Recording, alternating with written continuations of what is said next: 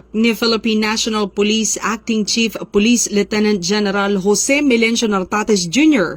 ang puspusang paghahanda ng kapulisan para sa nalalapit na Bangsamoro Autonomous Region in Muslim Mindanao parliamentary elections sa darating na ika-13 ng Oktubre 2025.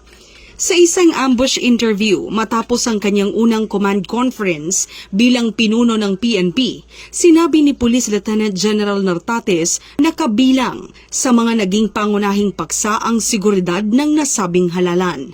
Dagdag pa niya, may 7 linggo pa ang PNP upang plantsahin ang lahat ng kinakailangang hakbang upang mapanatili ang kaayusan sa halalan sa rehiyon.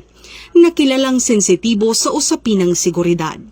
Kasama sa tinalakay sa pulong ang pagtutok sa mga emerging challenges sa mga lalawigan, lalo na sa BARM, at ang mahigpit na koordinasyon ng mga lokal na opisyal ng pulisya sa mga regional command upang mapanatili ang katahimikan, patas na eleksyon at kaligtasan ng publiko.